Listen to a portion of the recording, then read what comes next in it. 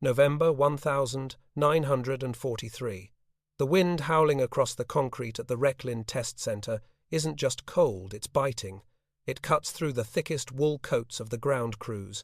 This place, hidden deep within the dense forests of Mecklenburg, is the beating heart of the Luftwaffe's secret testing program.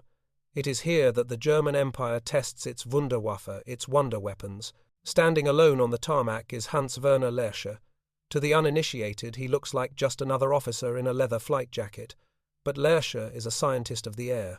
In the span of this war, history will record that he flew over 120 different types of aircraft. He has flown the most fragile biplanes from the First World War, and he has tested the terrifying volatile prototypes of the first jet fighters. He is a man who speaks the language of machines. But today he is staring at a ghost, a captured beast. Sitting heavily on its landing gear, casting a long shadow over the frost-covered ground, is a Republic P-47 Thunderbolt.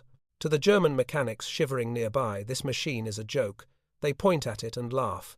They call it the flying milk bottle. They call it the juggernaut. It is fat. It is ungainly. It weighs 7 tons fully loaded, that is twice the weight of the graceful shark-like Messerschmitts parked in the nearby hangars. Look at it. It looks crude. The aluminum skin is thick. The rivets are large.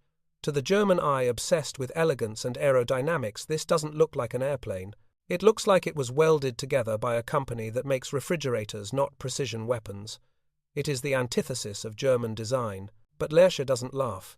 He doesn't smile, because he knows something the others don't. In 90 minutes he is going to climb down from that cockpit, walk into his office, and type a report that should have terrified the entire Nazi high command. He is about to discover a secret hidden inside that clumsy American fuselage, a secret that explains why no matter how many aces Germany produces, no matter how many tanks they build, they have already lost the war. This is the story of that report, and the fatal mistake of German engineering. To understand the shock of that day, we have to step back and understand the mind of the German engineer in 1943. Germany was and is a nation of master craftsmen. Their philosophy was uber-engineering. Perfection was not just a goal, it was a requirement. They treated a fighter plane like a Swiss watch. Every gear, every piston, every tolerance was machined to microscopic perfection. They believed that superior technology would always defeat superior numbers. Take the pride of the Luftwaffe, the Messerschmitt Bf 109. Its engine, the Daimler-Benz DB 605, was a masterpiece of inverted V12 engineering. It was liquid-cooled, high compression, and incredibly efficient. It was designed for the Exper 10, the Aces. In the hands of a master like Erich Hartmann or Gunther Roll, it was a surgeon's scalpel. It could climb vertically until it disappeared into the sun. It was deadly. It was beautiful. But a scalpel is fragile. If you try to hammer a nail with a scalpel, the scalpel breaks. The Bf 109 was notoriously difficult to handle. Its landing gear was so narrow that inexperienced pilots would flip the plane on takeoff and landing. Hundreds of young German pilots died in balls of fire on their own runways, killed by their own machines before they ever saw the enemy. And it was temperamental. It required high-octane synthetic fuel that Germany was running out of. It required constant maintenance by highly trained mechanics. And those mechanics, they were dying in the frozen mud of the Eastern Front. Across the Atlantic, the Americans had a different philosophy. They didn't care about art. They didn't care about perfection. They cared about logistics. They cared about geometry. They didn't want a scalpel. They wanted a sledgehammer. And the P-47 Thunderbolt was the biggest sledgehammer of them all.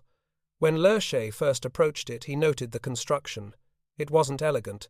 It was built with heavy-gauge aluminum. It was built like a tank. But as he began his pre-flight inspection, walking around the massive wings, he started to notice things that the other pilots had missed. Lerche climbed onto the wing of the Thunderbolt and slid back the canopy. He stepped inside, and he paused. The first thing that hit him was the space. In his Messerschmitt, the cockpit was a coffin. A German pilot sat with his knees up against his chest, his head touching the plexiglass.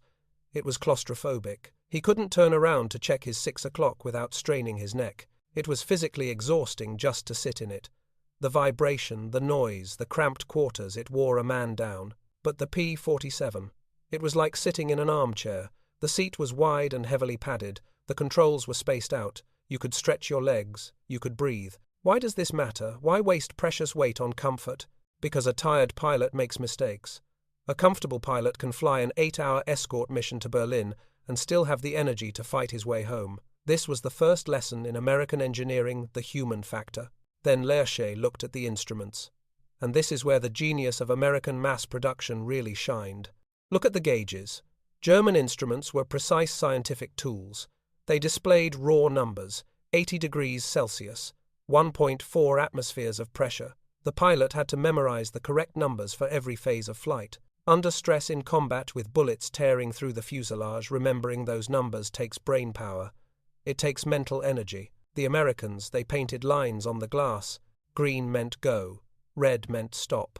A farm boy from Kansas who had never seen an airplane 6 months ago didn't need to know the physics of oil pressure or manifold density. He just needed to keep the needle in the green. If it hits red land, Lerche realized that this plane wasn't designed for aces. It was designed for anyone. It was inclusive design applied to a killing machine. While Germany was trying to clone their best pilots, America was building a plane that made average pilots good and good pilots deadly. Lerche pressed the starter. The massive 4-bladed propeller began to turn, coughing smoke, then catching with a roar that shook the tarmac. The Pratt & Whitney R2800 Double Wasp. Let's talk about this engine because it is the heart of the American war effort.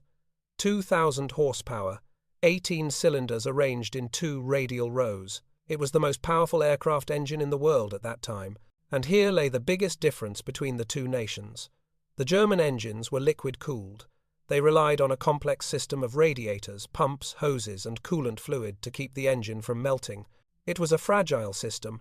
One lucky bullet from a .30 caliber rifle could pierce the radiator. Within minutes, the coolant would drain, the temperature would spike, the engine would seize, and the pilot would be a prisoner of war. The P-47's engine was air-cooled. No radiator, no coolant. It relied simply on the wind rushing over its cylinders. You could shoot a cylinder head completely off this engine and it would keep running.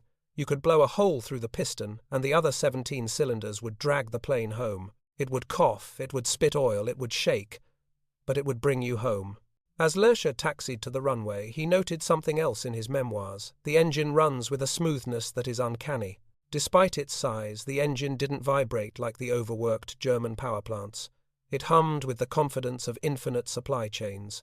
German engines were hand-fitted. Parts from one engine often didn't fit another without machining. American engines were interchangeable. You could take a piston from a wrecked plane in Italy and put it into a plane in England, and it would fit perfectly. Lerche pushed the throttle forward. The torque was immense. The Thunderbolt lumbered down the runway and lifted into the grey German sky. In the air, his initial suspicions were confirmed. It was not a dogfighter. It couldn't turn inside a Messerschmitt. It couldn't outclimb a Fokker-Wulf 190 at low altitude. It felt heavy on the controls. But then he climbed. Up past 15,000 feet. Up to 20,000 feet. Up to where the air gets thin and cold. This is where the P-47 revealed its secret weapon, the turbo supercharger. The reason the P-47 was so fat was that its fuselage was essentially a giant duct. It carried exhaust gases from the engine all the way to the tail, spun a turbine and forced compressed air back to the engine. It was a massive lung. At high altitude, where German engines were gasping for air, losing power with every meter climbed, the P-47 breathed freely. It maintained its power. It became a predator. And then the dive. Lerche pushed the stick forward. The heavy Thunderbolt fell like a stone. Physics is simple. A 7-ton rock falls faster than a 3-ton pebble. No German fighter could catch a diving Thunderbolt. It broke the sound barrier before anyone knew what the sound barrier was. It was the ultimate hit-and-run tactic. You dive, you kill, and you use the momentum to zoom back up into the safety of the stratosphere. Lerche landed. The wide landing gear absorbed the impact easily, another feature designed to save rookie pilots from bad landings. He climbed out, took off his helmet, and looked at the German engineers who were waiting for him to mock the American brick. He didn't mock it. He looked them in the eye and said, "It is the best operational fighter I have ever flown. Not the best performing, the best operational. There is a difference." That night, under the dim light of his office lamp, Lerche wrote his report. It wasn't just a technical analysis. It was a warning, a desperate plea to the High Command. He explained that Germany was losing the war because they were fighting an industrial war with artisan weapons. He argued that a plane that is 90% effective but works every day is superior to a plane that is 100% effective but breaks down once a week. He pointed out a metric that we now call availability rate. In a squadron of 100 German fighters on any given day, only 40 might be ready to fly. The rest were waiting for parts, waiting for complex repairs, waiting for a specialist mechanic. In an American squadron of 100 P-47 seconds, 85 would be ready. Do the math. Even if the German plane is better one-on-one, they are outnumbered 2-1 just by logistics. Lerche warned them.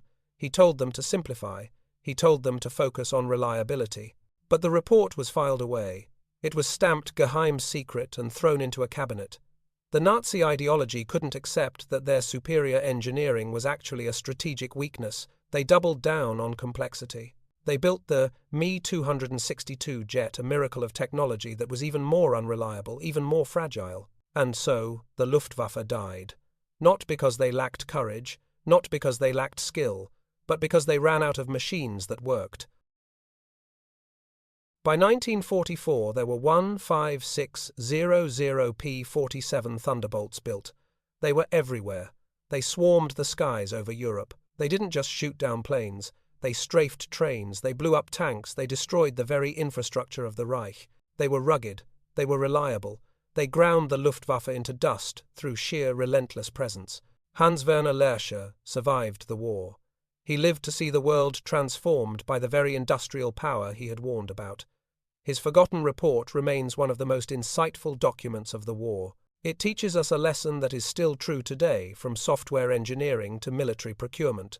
Complexity is seductive. Performance is exciting. We all want the fastest car, the fastest computer, the most advanced fighter jet.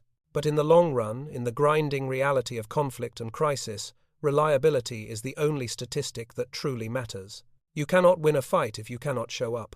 What do you think? Are we making the same mistakes today with our modern technology? Are we building fragile scalpels when we need sledgehammers? Let me know in the comments below. Thanks for watching.